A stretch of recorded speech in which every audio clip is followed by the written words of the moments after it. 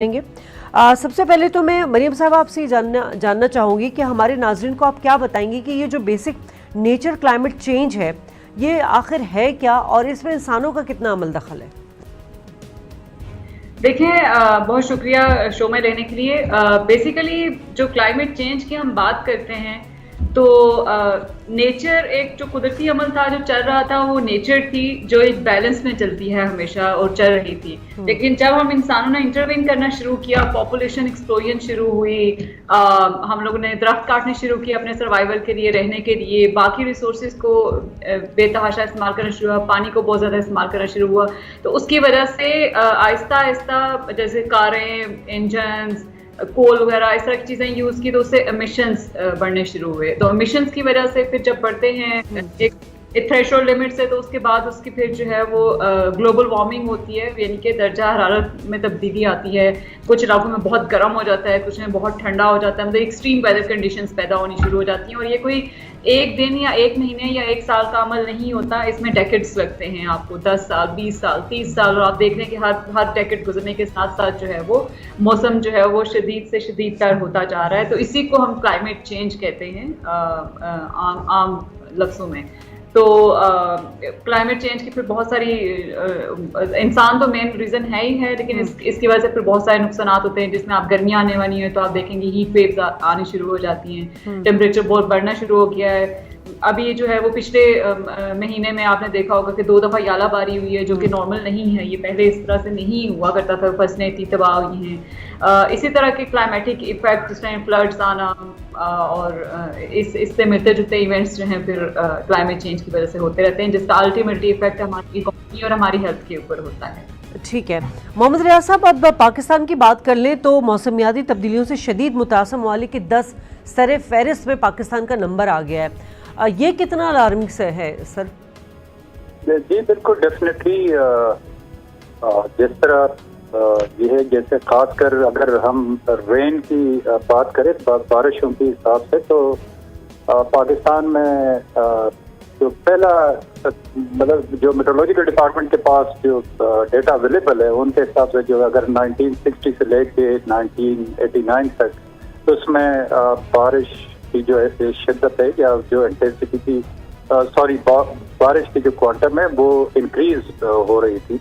लेकिन 1989 से लेके अभी जो ट्रेंड बन रही है इसमें बारिश की जो क्वांटम है वो डिक्रीज हो रही है, इसकी ट्रेंड डिक्रीजिंग पोजीशन पे है। सिमिलरली टेम्परेचर को अगर देखा जाए दर्जा हरारत, तो वो भी जैसे 1960 से लेके और 1969 तक टेम्परेचर डिक्रीज तो नहीं हो रहा था, बल्कि एक ट्रेंड उसकी ट्रेंड चल रहा था। लेकिन उसके बाद 1989 से ऑनवर्ड बिल्कुल एक स्टार्क किस्म का इसका ट्रेंड, इंक्रीजिंग ट्रेंड चल रहा है। और अगर दूसरा हम देखें खासकर जो वार्मिंग है, तो वो भी जो डेज है, वार्मिंग जो डेज है वो इंक्रीज हो रही है और जो कोल्ड डेज है वो डिक्रीज हो रही है। तो इनको देखते हुए डेफिनेटली पाकिस्तान जो है ना, दूसरी जो इम्पोर्टेंट इसमें एस्पेक्ट है कि जो रेन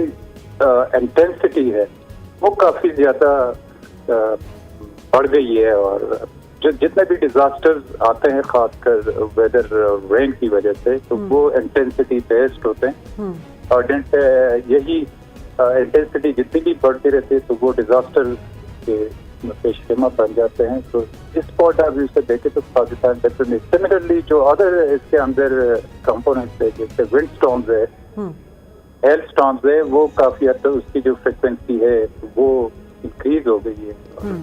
डेफिनेटली खासकर जो विंड स्टॉर्म्स हैं वो उसी पीरियड में ज्यादा हो रही है, जिसमें खासकर क्रॉप्स जो है, जो बिल्कुल जो वीट क्रॉप है या दूसरे जितने फ्रूट के जो ट्रीज है, उनको काफी हद तक उसको डैमेज करते रहते हैं। तो इन पॉइंट ऑफ व्यू से जब देखा जाए, बियॉन्ड जो फ्लडिंग आ रही है जिसकी वजह से ह्यूमन लॉसेज हो जाती है, इंफ्रास्ट्रक्चर लॉसेज हो जाते हैं, उसके अलावा ये में एक जो नॉर्मल सिचुएशन है उसको इतना ज्यादा हद तक डिस्टर्ब कर रहे हैं। तो डेफिनेटली पाकिस्तान उन्हीं में से एक कंट्री है जो ज्यादा इनकी जो क्लाइमेट चेंज की जो इम्पैक्ट है यहाँ पे ज़्यादा है और वो खासकर लॉजेस की तरफ आगे बढ़ रहे हैं। अच्छा मरीम साहबा, ये जो हम बात करते हैं दुनिया की रिएक्शन की इस वक्त ग्लोबल वार्मिंग क्लाइमेट के हवाले से, हमने देखा कि अमेरिका जैसे सुपर पावर ट्रंप ने इसको मज़क्का खेज करार दिया था, लेकिन पेरिस एग्रीमेंट को देखा जाए तो उसको भी कैंसिल करने की बातें सामने आ रही थी।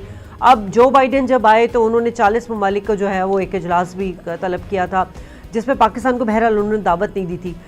दुनिया कैसा रिएक्ट कर रही है? क्या वो इसकी मतलब सेंसिटिविटी को समझती है ग्लोबल वार्मिंग की?